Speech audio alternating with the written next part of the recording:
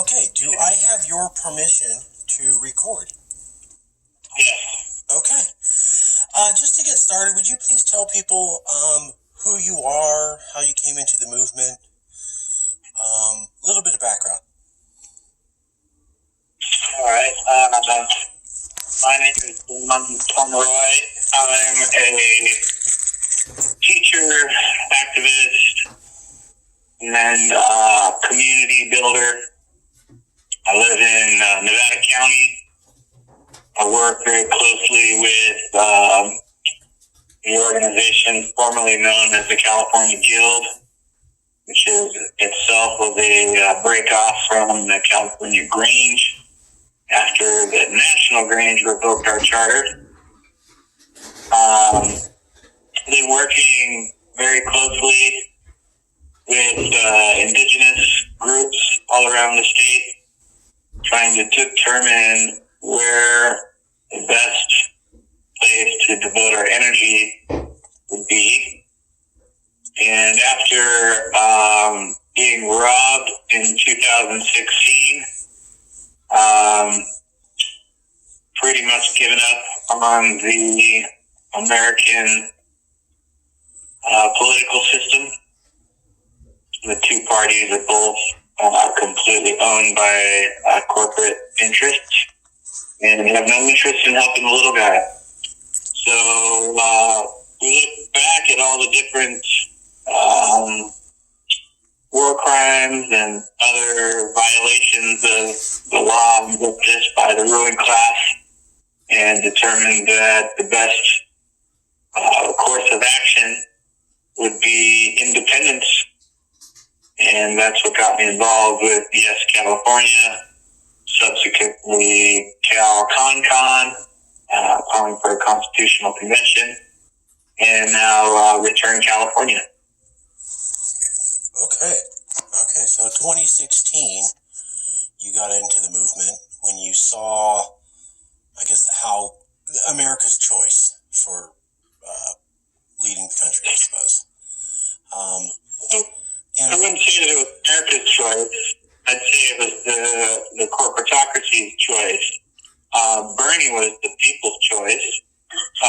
That was very clear at his rallies where tens of thousands of people showed up in support. Millions of independent contributions. Only a fool would think that those people that were giving to his campaign didn't vote for him. So it's just a clear indicator that our system has no interest in what the people want and only interested in what corporations want. So your support for CALEXIT wasn't out of a anger that Hillary Clinton didn't win and you were upset because you wanted her to win the presidency? No, absolutely not. My support of CALEXIT actually began right after Obama's second term began. I didn't buy into what he was saying in 2007 when he was running for president for the first time. And all of my cynicism and suspicions were confirmed in 2008 when the first thing he did was bail out the big banks using taxpayers' money, staffed his whole cabinet with Citigroup fat cat, and there was no accountability for the big housing. So I knew then that the gig was up and that something really terrible was coming. And when he got reelected in 2012, I was in shock. Couldn't believe it. And that's when I started researching alternatives. How to get out. We need to distance ourselves. So this was more of a reaction to the entire federal system seemed to not be behaving well. And it wasn't necessarily just because of Trump and because you're upset that Hillary Clinton didn't preside. You go back before and you were interested in this when Obama was around. That's correct. most recently you were promoted, if I'm saying that correctly, to what was the position that you were appointed to recently? I was elected the president of the district chapter of the organization formerly known as the California Guild.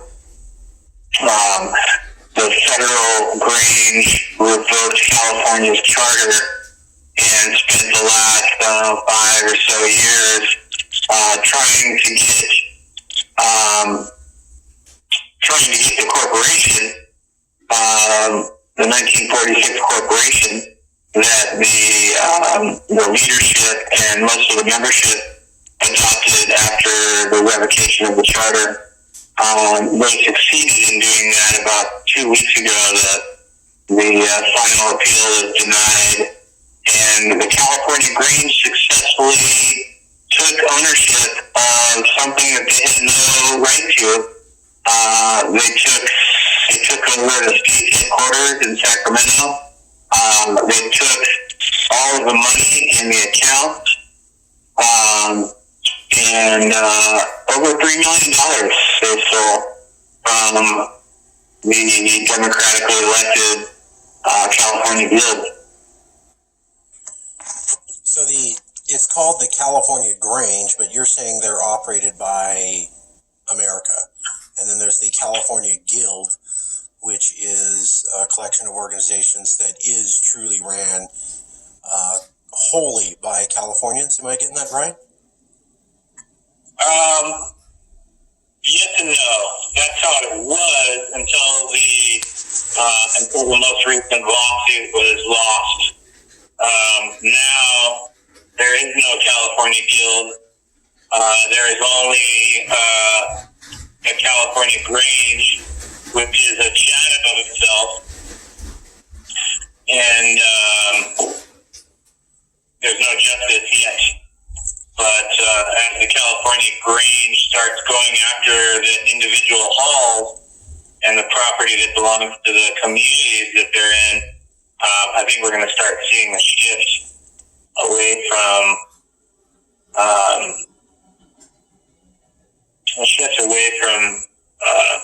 the Grange taking all the credit. The Grange is an organization spread throughout America, right? I think, and then the Guild was located just in Cali. Is that right? That's correct.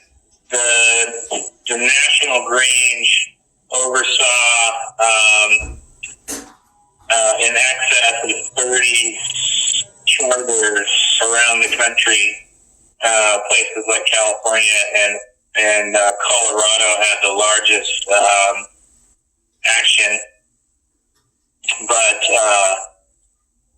California was going in a direction that the sponsors of the National Grange didn't like, and that's why our charter was revoked. What exactly do us crazy, pesky, radical, lefty Californians do that seem to upset the mostly American-controlled organization? We were fighting against and continue to fight against industrial ag. So we were against. We were against Roundup. We were against genetically modified organisms, or GMOs, as most people know them, and really advocating for the small farmer, for local food, for healthy, clean food, air, and water. And that seemed to upset the Americans so much that you weren't backing corporate America and That's correct. demanding to know what's in your food and not have it screwed with, that they decided to basically legally attack. Yeah. And so this group of Californians, known formerly as the Guild, which used to be attached to the Grange, is now fully independent of their partners or family association. So this is sort of a soft separation of a California organization from an American body. Yeah, that's very, very similar to the reality. It's interesting because I've heard of other California organizations that seem to be splitting from their national counterparts. I heard about a college league, a teachers league, I think a Presbyterian or religious group, and then there was another one. And I'd never heard about this before. And then in the last year, I have seen, you are the fourth example I've seen of an organization that used to have representation in organizations across all of America, and then suddenly the Californians are saying, yeah, we really don't agree with what the larger body's saying, and we think we'll just go it alone. That's an interesting trend to have noticed in the last year, I think. Yeah, it might be worth compiling a list of all those organizations. Because what we're seeing in this Grange Guild conflict is a clear indicator of the difference between California values and federal values. I mean, you pick a random person born and raised in California and ask them about their familiarity with the term California values, and ask them about tribalism, about the locals only phenomenon. So especially prevalent among surfers and to a lesser extent the essentially ignored mountain dwellers. It's nuts. There's no parallels between what we see on the federal level and what we value here in California. Interesting. Do you have any idea why that might be building up now in the last year? Well, I think a lot of people are starting to see the corruption.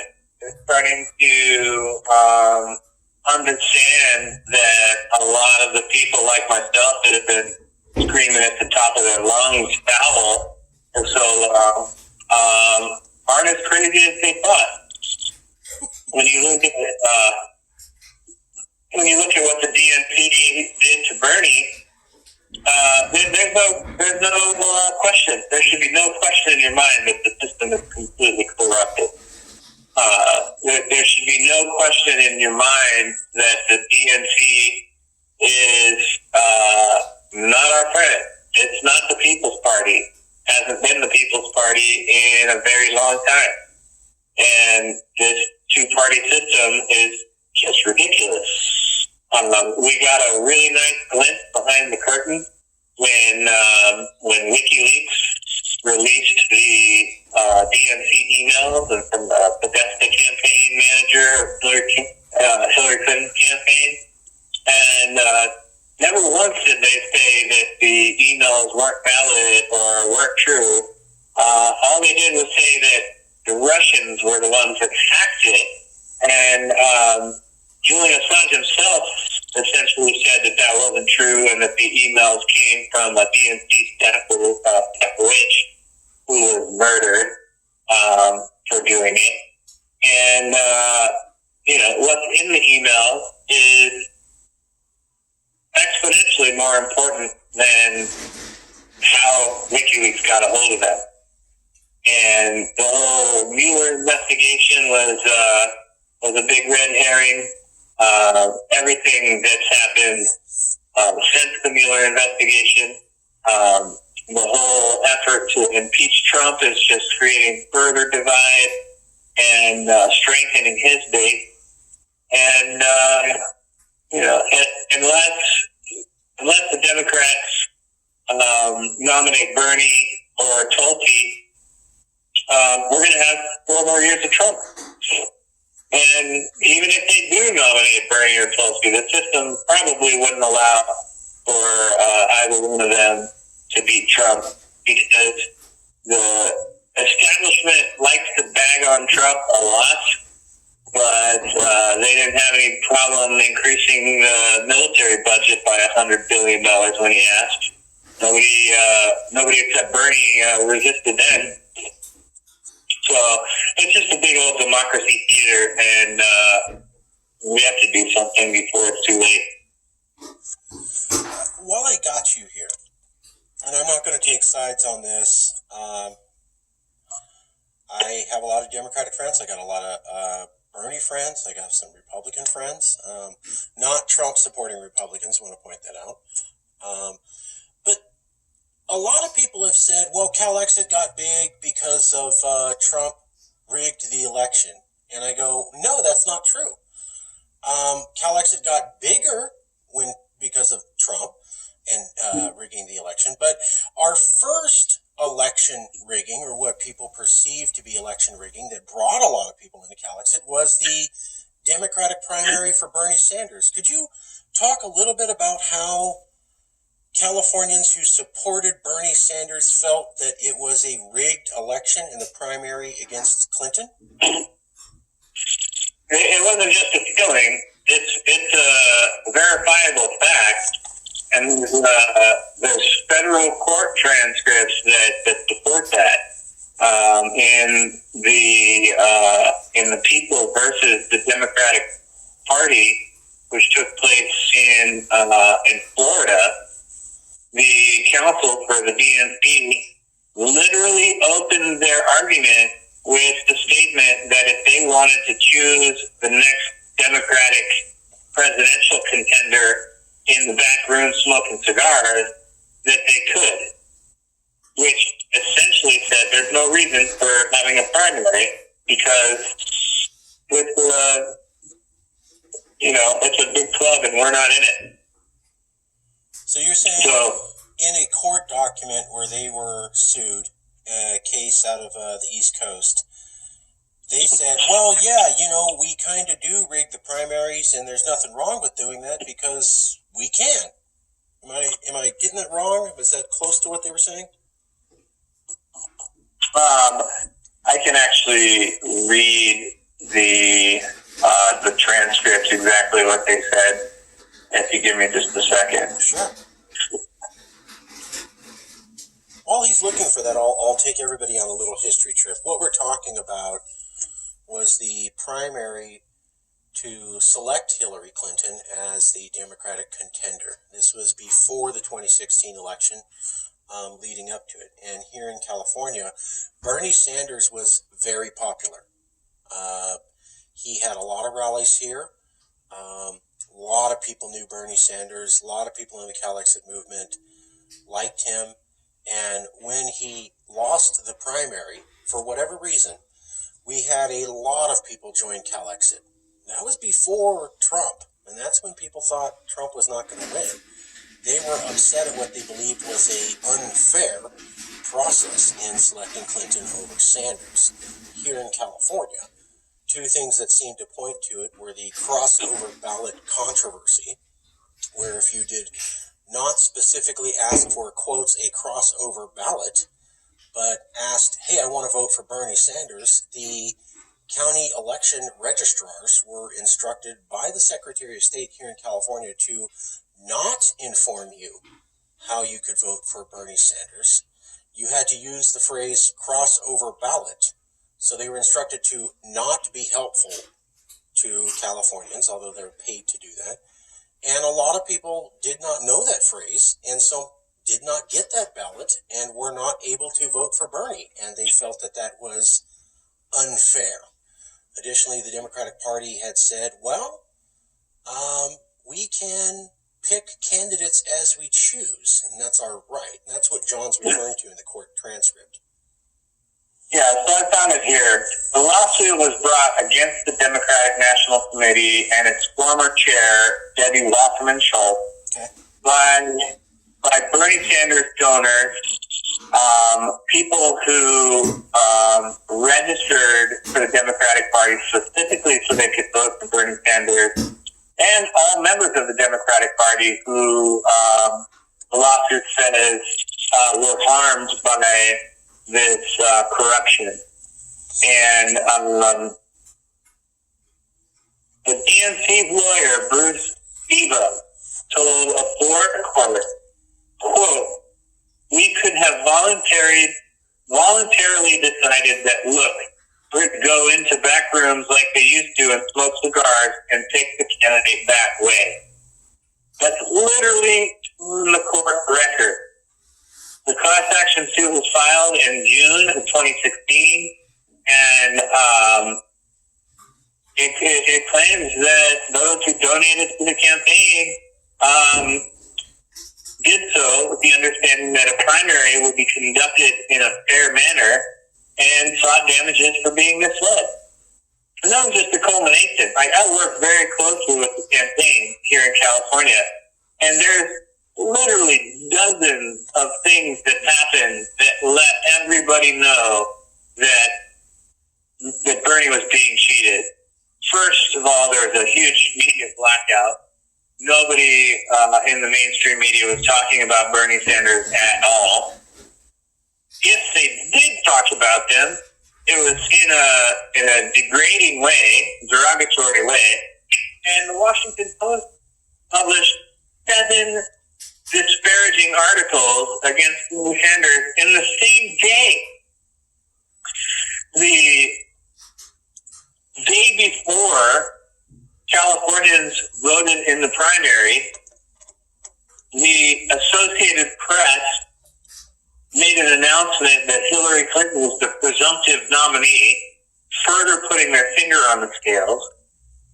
And every single exit poll that was conducted showed an irregular percentage of error, which in other countries, anything more than a 3% discrepancy between the exit polls and the final tally is a clear indicator of malfeasance. So, you look at the places where Bernie won. You look at the superdelegate. They're supposed to be the final vote, yet their votes were being counted all along to make it look like Hillary Clinton had a much larger lead than she actually did. There's so many things that made it clear that that Bernie wasn't getting a fair trial. I could go on for a while. Wasn't there something about the Democratic nomination convention and the delegates from California had their microphone turned off? Oh yeah, not just had their microphones turned off, they also pumped white noise over us, and the DNC had staffers all around the convention hall, where anytime Colorado or California or Alaska or Vermont started chanting for Bernie, they countered with a pro-Hillary chant. It wasn't reported at all that there was any disagreement at the convention. It wasn't reported at all that Colorado's entire delegation left the convention center. And you don't have to look much further than the people to see how the DNC viewed Bernie Sanders. The only secret that was available in Philadelphia made Bernie Sanders look up for rats in much the same manner as Jews were portrayed during the Holocaust. So it is just disgusting on so many levels. And,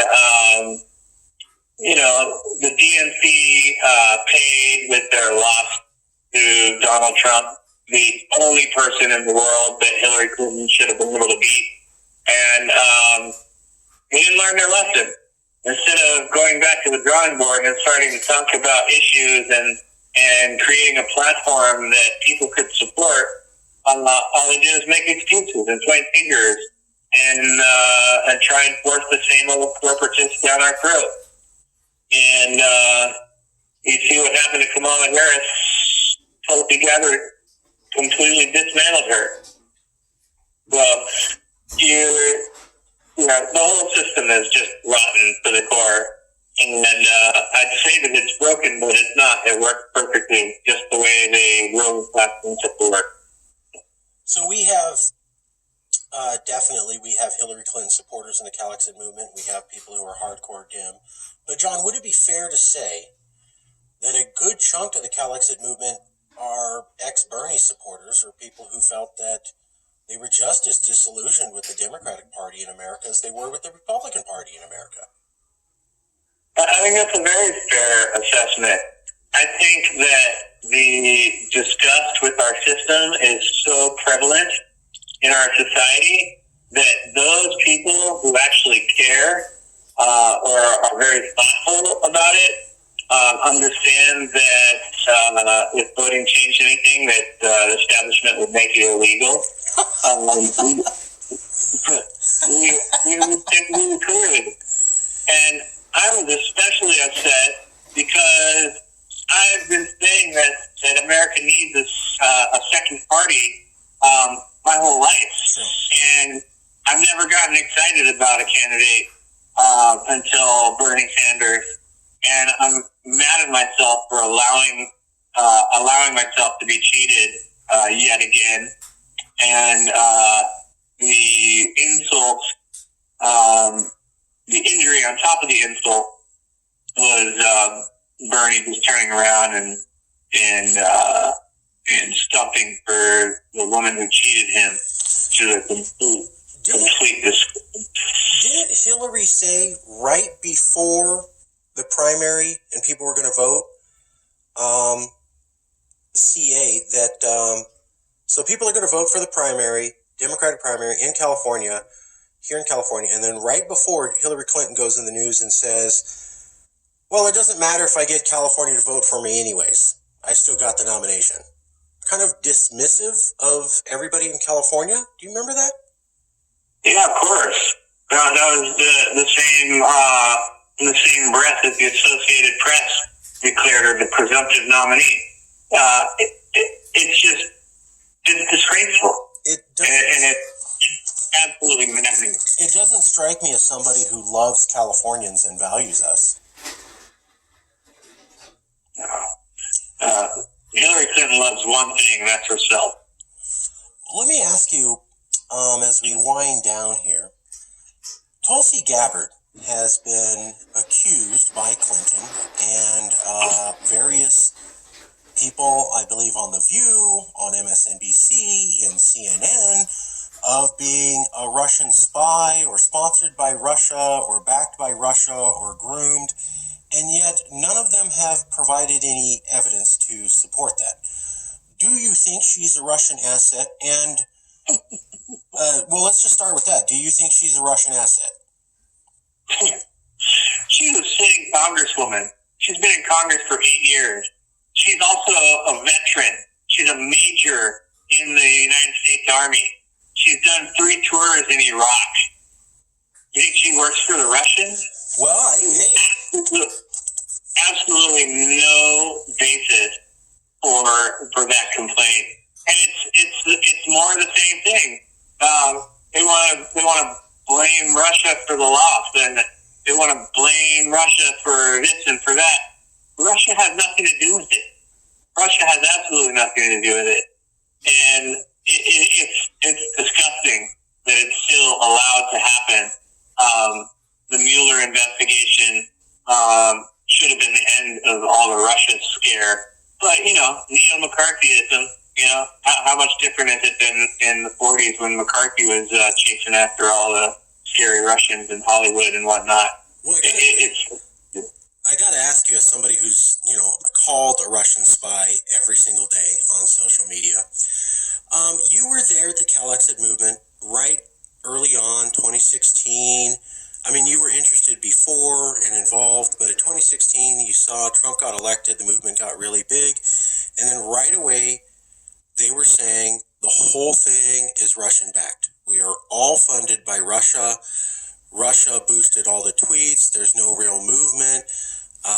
Russia backs the whole thing. Looking at the way that some people in the media and politicians have attacked or talked to Gabbard, thoughts, feelings, any comparison between the media saying everybody and everything in CALEXIT is Russian-backed and funded and sponsored, and the way that Gabbard's being treated today?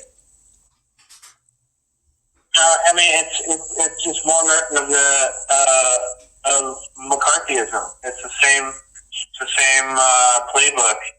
They can't stand on their own merits, so they just have to disparage anybody that disagrees with their nonsense.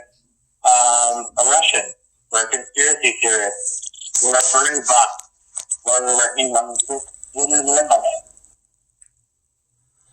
say that again. Yeah, no, that's perfect. Okay, would you like to talk about the concept of returning federal land to the indigenous? Yeah, I mean, it's not that wild of an idea. Indigenous people have been talking about honoring the treaties since the treaties were violated in the first place.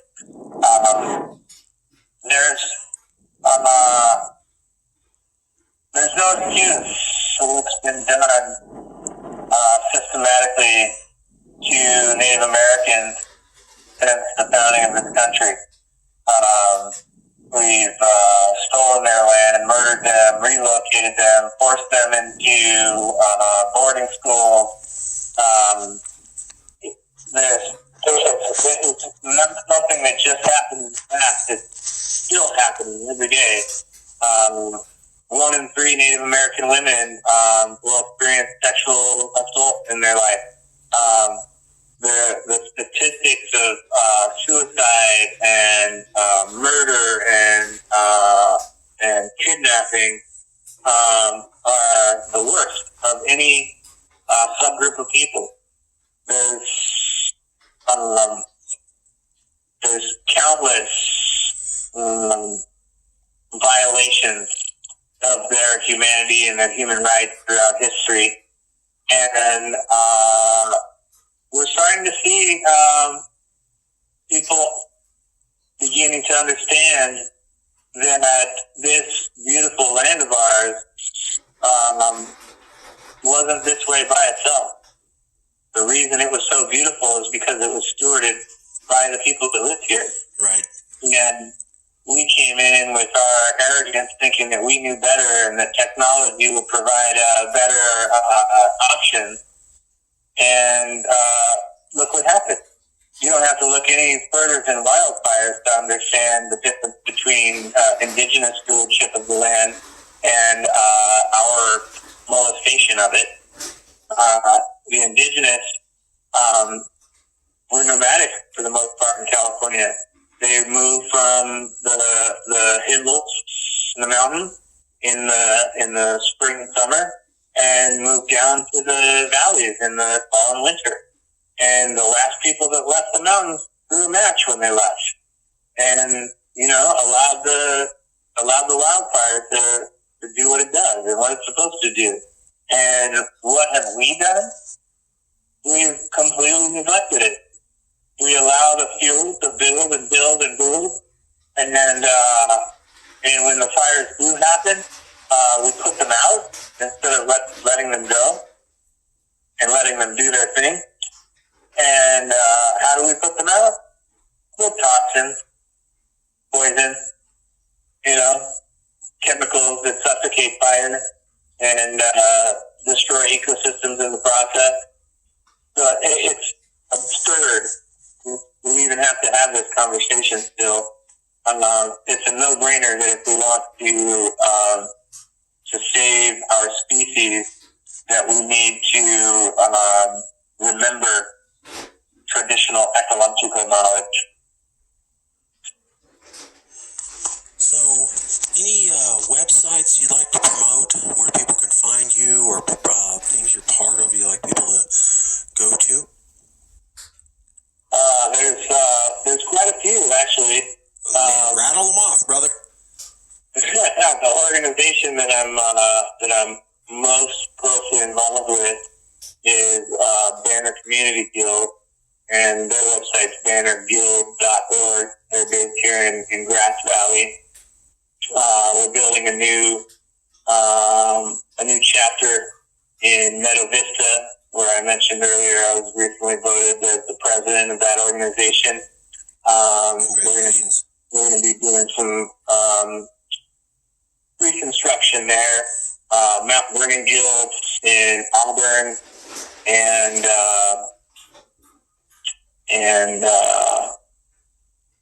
Rough and Ready in also in Nevada County. And if you're unfamiliar with Rough and Ready, their claim to fame is they seceded from the United States back in the late 1800s. Pretty cool. The Return California movement, very involved with that. That's returncalifornia.org. And then my personal stuff is threesonsfarm.org. And that's where we're building educational center, learning center to help promote the ideas of sustainable living and sovereignty